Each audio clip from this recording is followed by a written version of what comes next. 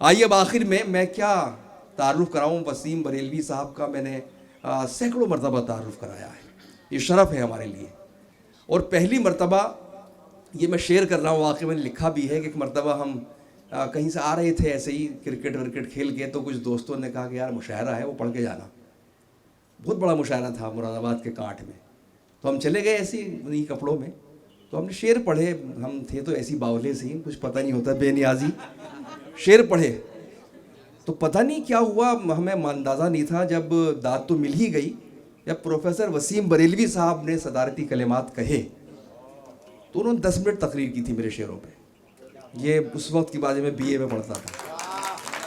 तो उस वक्त से मेरे दिल में और उनकी जो वो हासिल नहीं, तो ये सब हमारे यहाँ रहा।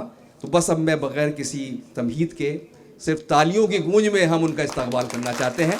प्रोफेसर वसीम बरेलवी साहब तशरीफ़ लाए। हमारे मुशायरों की तहजीब थी जो उसका आखिरी निशान है वसीम साहब। यहाँ से शायद रोशनी हम कुछ अपने घरों को ले जाएं। तशरीफ़ लाइए सब। आप तशरीफ़ रखें, बहुत बहुत शुक्रिया, बहुत नवाजिश। आपने अपना इतना कीमती वक्त दिया, अब तक बैठे हुए हैं आप। मैं सबकी मौजूदगी को सलाम करता हूँ।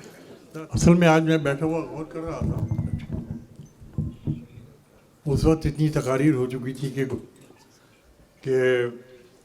गुफ्तगू करना चाहता था लेकिन मुमकिन नहीं था, मुनासिब भी नहीं था। अब आप लोग घर के से लोग रह गए हैं, तो मैं बड़ा खुशकिस्मत शायर हूँ। मैं अल्लाह का बहुत शुक्र अदा करता हूँ कि मुझे जेन्युइन चाहने वाले, दिल से इश्क करने वाले, मैं आज वो वक्त याद कर रहा हूँ 6 फरवरी 1972, जिस वक्त मेरी 32 साल की उम्र थी। उस वक्त बरेली में 2 अधिकारी आए, DN Arya income tax officer और VP Bhagat acting assistant commissioner income tax. और पता नहीं कहाँ से तलाश करते वो मेरे गरीब खाने तक और ताल्लुक़ और रिश्ता बढ़ा। और उसके बाद उन्होंने लोगों ने तय किया कि जश्न वसीम मनाया जाएगा। आप में से बहुत से लोग पैदा भी नहीं हुए होंगे, मैं उस वक्त की बात कर रहा हूँ।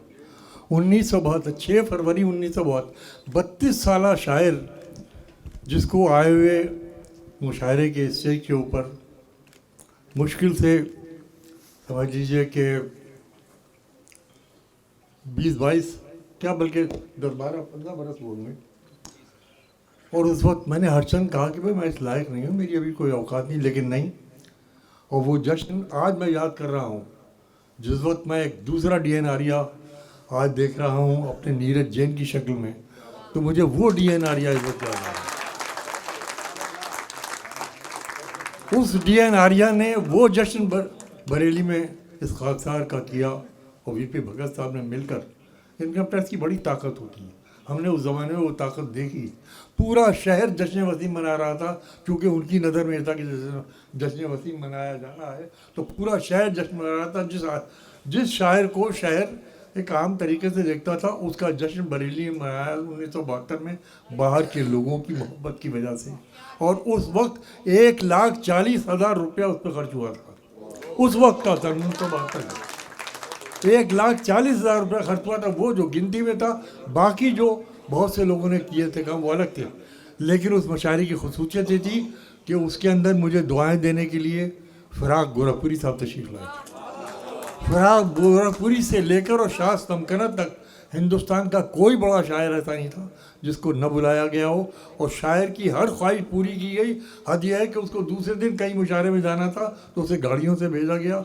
उस मुशायरे की एक ख़ास बात ये थी कि बहुगुना जी शुरू से आखिर तक बैठे उस मुशायरे में। उस मुशायरे का इनाग्रेशन मेजर जनरल कौल ने किया।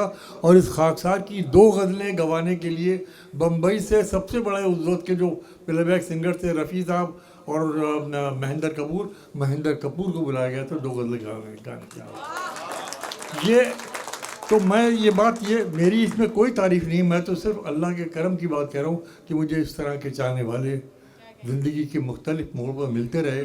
और मैं इतना खुशकिस्मत आदमी हूँ कि अब इस उम्र में जब मेरे लिए चलना मुश्किल है, मुझे हाथ देने वाले, मुझे सहारा देने वाले, मुझे साथ लेकर चलने वाले और इस तरीके से ज़िंदा रखने वाले मौजूद हैं। इनके लिए मैं दिली दुआएं करता हूँ, जिस तरह से अखिलेश जी के लिए कर रहा हूँ इसी तरीके से अपने जाने वाले हैं। तो ये मैंने ये सोचा था कि आज मैं इधर से मैं जिन शेरों की वजह से गया हूँ, आज मैं वो शेर सुनाऊँगा जो ज़रबुल मसल बन चुके हैं, जो आप लोगों की ज़ुबानों पर पहुँच चुके हैं। जी इजाज़त है आपकी? और वक्त अगर आपने इजाज़त दी तो फिर 4-5 शेर में नए भी सुनाऊँगा। मुलाज़ा फरमाएं। मैं यहाँ से शुरू करता हूँ कि लगता तो बेखबर सा हूँ लेकिन खबर में हूँ, लगता तो बेखबर सा हूँ लेकिन खबर में हूँ, अरे तेरी नज़र में हूँ तो मैं सबकी नज़र में हूँ। लगता तो बेखबर सा हूँ लेकिन खबर में हूँ, तेरी नज़र में हूँ, तेरी नज़र में हूँ तो मैं सबकी नज़र में हूँ। ये शेर भी बहुत चला वो सुनाता हूँ। हर घर में ये किरदार मौजूद है। देखिए गज़ल क्या गई उसको, मुलाज़ा कीजिए, उस किरदार को पहचानिए। हम एक ऐसी तहजीब के लोग हैं जो बुज़ुर्गों की बीमारियों को गोद में लेके चलना जानते हैं। ये हिंदुस्तान की तहजीब है। तो मैंने एक शेर कहा, देखिए वो किरदार हर घर में मौजूद है, हर ख़ानदान में मौजूद है, कि जो सब पे बोझ था, जो सब पे बोझ था, एक शाम जब नहीं लौटा। सुनना मैं, जो सब पे बोझ था एक शाम जब नहीं लौटा, उसी परिंदे का शाखों को इंतजार रहा। जो सब पे बोझ था, जो सब पे बोझ था एक शाम जब नहीं लौटा, उसी परिंदे का शाखों को इंतजार रहा। कौन सी बात कहाँ कैसे कही जाती है, कौन सी बात कहाँ कैसे कही जाती है, ये सलीका हो तो हर बात सुनी जाती है। कौन सी बात ये सलीका हो तो हर बात सुनी जाती है। उसूलों पर जहाँ आ जाए टकराना ज़रूरी है, उसूलों पर जहाँ आ जाए टकराना ज़रूरी है। जो जिंदा हो तो फिर जिंदा नज़र आना ज़रूरी है। उसूलों पर जहाँ आ जाए टकराना ज़रूरी है। जो जिंदा हो तो फिर जिंदा नज़र आना ज़रूरी है। वो झूठ बोल रहा था बड़े सलीके से, वो झूठ बोल रहा था बड़े सलीके से, मैं एतबार ना करता तो और क्या करता। वो झूठ बोल रहा था बड़े सलीके से, मैं एतबार न करता तो और क्या करता, मैं एतबार न करता तो और क्या करता। इस ज़माने का बड़ा कैसे बनूं, इस ज़माने का बड़ा कैसे बनूं, इतना छोटापन मेरे बस का नहीं। इस ज़माने का बड़ा कैसे बनूं, इस ज़माने का बड़ा कैसे बनूं, इतना छोटापन मेरे बस का नहीं।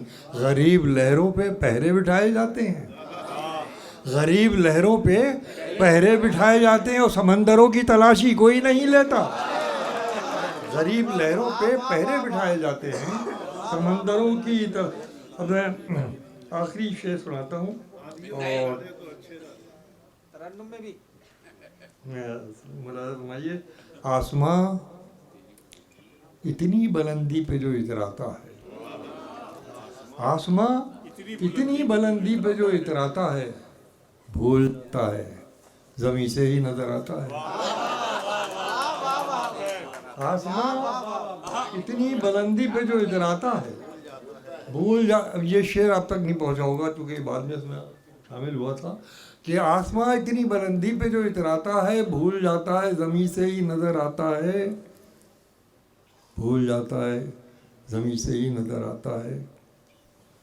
शोर होता था तो कानों से सुना जाता था, शोर होता था क्या तो बात है। कानों से सुना जाता क्या था। अच्छा अब तो मिसरा है। ये हाल हुआ है कि नज़र आता है। शोर होता था तो कानों, शोर होता था तो कानों से सुना जाता था, अब तो ये हाल है आंखों से नजर आता है। वाह होता वाह था वाह, तो कानों से सुना जाता था, बहुत उम्दा। अब तो ये हाल हुआ है कि नजर आता है। ये ताज़ा शेर भी सुन लीजिए, मुलाजा फरमाइए कि रहे जिसमें उसी को घर न जाना, वाह, रहे जिसमें उसी को घर न जाना, उसी रहे जिसमें उसी उसी को को घर- घर न जाना, हमें मालूम था अपना ठिकाना। हाँ भाई, वाह वाह वाह वाह वाह वाह, क्या कहनी है सर, वाह वाह वाह वाह वाह, हाँ, हमें मालूम था अपना ठिकाना, रहे जिसमें उसी को घर न जाना, वाह वाह वाह वाह वाह वाह, हमें मालूम था अपना ठिकाना।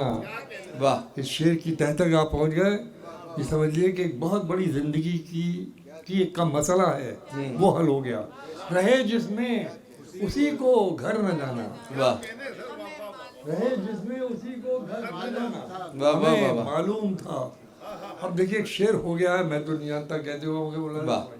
बात गजल बन गई। पेश करता हूँ कि रहे जिसमें उसी को घर न जाना, वो हमें मालूम था अपना ठिकाना, दिलों के बीच कोई पुल बनाना, दिलों के बीच कोई पुल बनाना, दिलों के बीच कोई पुल बनाना, तो फिर सरकारी ठेके से बचाना। भाई वाह वाह वाह वाह वाह वाह वाह वाह, क्या कहने हैं, क्या गजल बनाया आपने, वाह वाह वाह वाह वाह, मौजू को फिर जहमत होगी सर, फिर जहमत होगी। दिलों के बीच कोई पुल बनाना, तो फिर सरकारी ठेके से बचाना। वाह, दिलों के बीच कोई पुल बनाना, तो फिर सरकारी ठेके से बचाना। और एक और शेर सुनिए कि सड़क पैरों से शजरा पूछती है, हाँ, सड़क पैरों से शजरा पूछती है, सड़क पैरों से शजरा पूछती है, गया बेखौफ चलने का जमाना। भाई वाह वाह वाह वाह वाह वाह, भाई वाह वाह वाह वाह,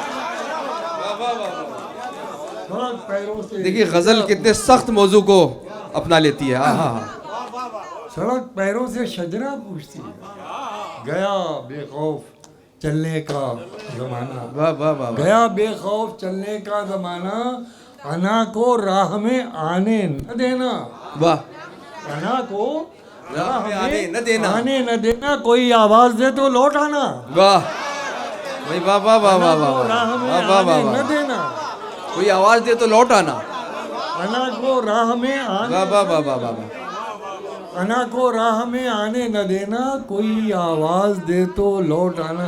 भाई अब शेर सुनो दिल्ली वालों, नद रहे शेर, मुलाजा कीजिए, कोई आवाज दे तो लौट आना, वाह। अना को राह में आने न देना, कोई आवाज दे तो लौट आना, ताल्लुक जिंदा रखने को बहुत है, ताल्लुक जिंदा रखने को बहुत है, ताल्लुक जिंदा रखने को, कोई आवाज दे तो लौट आना, ताल्लुक जिंदा रखने को बहुत है, बिछड़ते वक्त आंखें भीग जाना।